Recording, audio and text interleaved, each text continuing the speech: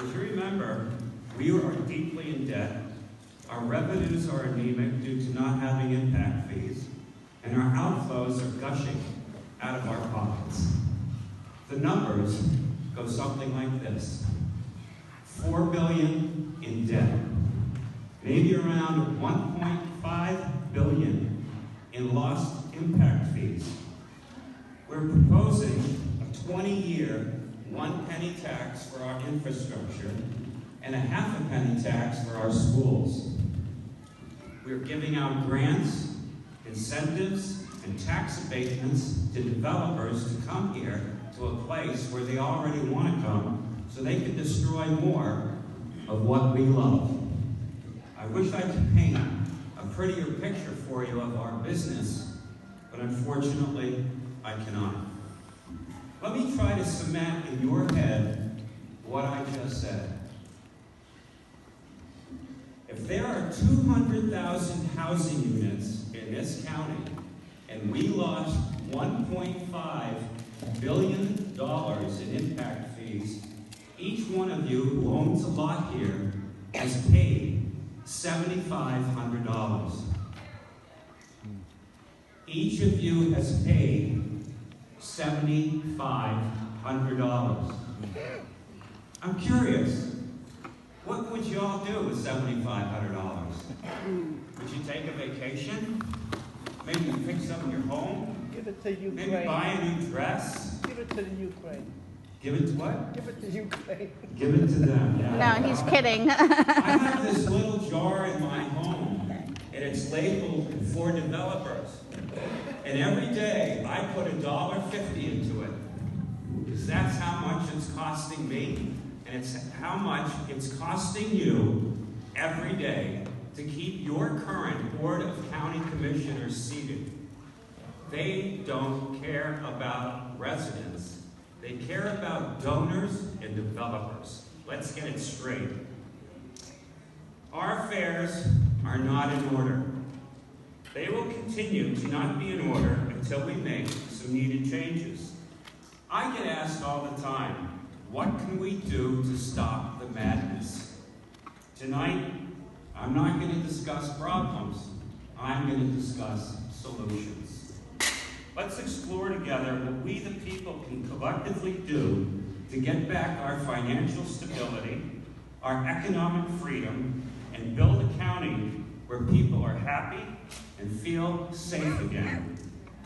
Many people see and feel that the rate of overdevelopment is beyond anyone's comprehension. Over the past 5 years, we have had about 50,000 lots approved. That might seem like a lot to most people, but what most people don't really understand is that there's 136,000 units that have already been approved that haven't been installed here. 186,000 units in the past 5 years. Last week, we saw a development come before the Board of County Commissioners. The development had what is called vested rights. These are the old legacy lots. This is what is made up of this 136,000 that have already been approved. They did not have to come in front of the county commissioners. They already had the right to just go ahead and build.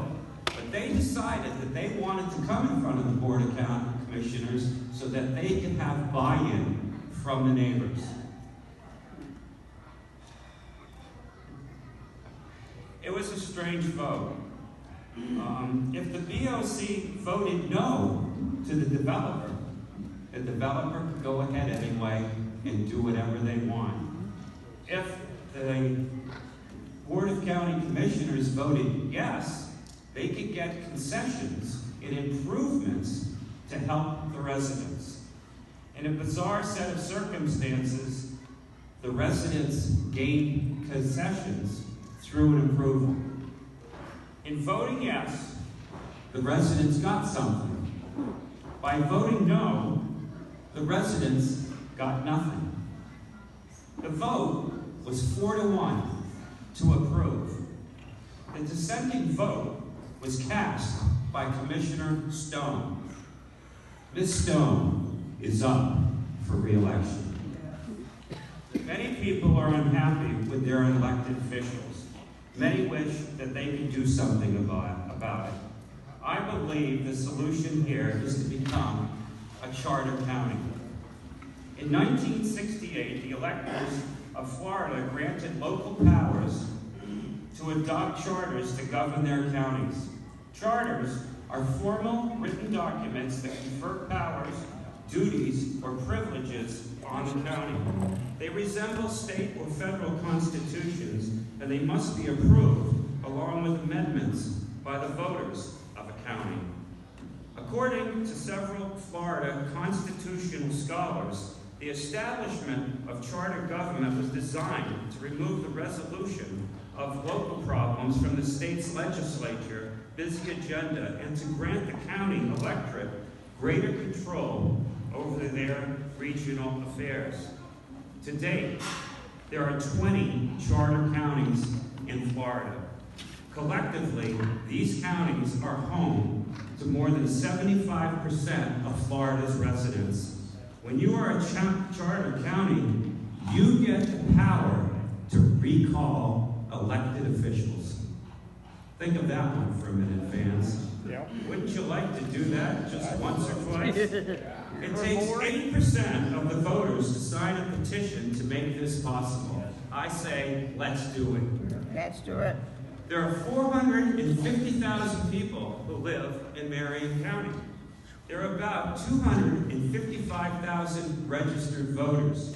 Of those, 175,000 actually vote. Your future is being decided by 1/3 of the people who live in this county. 1/3. Think of that for a moment. You can sit on your easy chair all day long and not have a voice, and you can give up the greatest privilege of this republic by not voting. We need voters. I implore you to go around and register as many voters as you can so that we can change that number. It shouldn't be 1/3 of the people deciding what's going on around here. Being a candidate is really hard. I tried it 2 years ago, and I'll tell you, financially, physically, and mentally, it's really brutal on people. And let's be honest with each other and openly admit that candidates are up against a stacked deck. Incumbents, without even asking, get about $100,000 from developers. Candidates fight with pennies against incumbents with a vast war chest. So what can we do? Well, how about starting a PAC, a political action committee, where people donate, they get tax deductions, and a scorecard is made up to gauge what each candidate wants to do. And depending on the score of those candidates get elected and pushed forward to represent we the people. We need somebody on our side who's not a developer. We the people are being taken advantage of by our business partners. Our kids are being forced to learn in gross, crowded, mobile classrooms. Our seniors are on the verge of losing their homes, and our lives are being threatened daily when we drive anywhere. Our farms are under threat. The cost of goods and services are going up. Crime is going up. Trees are coming down. And water is being removed from the aquifer at an alarming rate. I would simply ask you, when is enough enough? And I say it's past due. That's right. We need a business manager because we are the ones who've been abandoned so long ago in favor of political donors and developers. And just so we are really clear about what I'm saying here tonight, I am not anti-development. I am anti-subsidy. Who is subsidizing you? Raise your hand. Let me see it. Who's subsidizing you? Nobody's subsidizing me.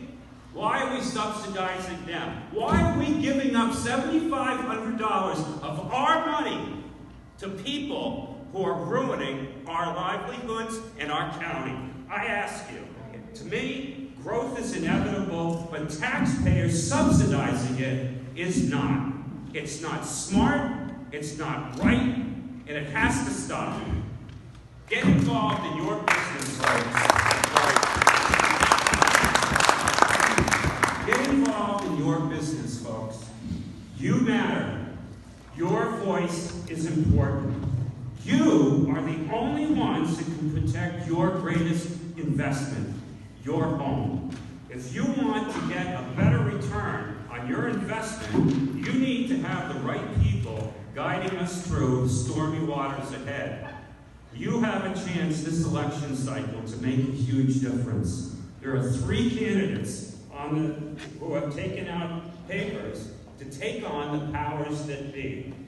And it is up to you to seek them through action or continue to take it up the wazoo by being silent and doing nothing.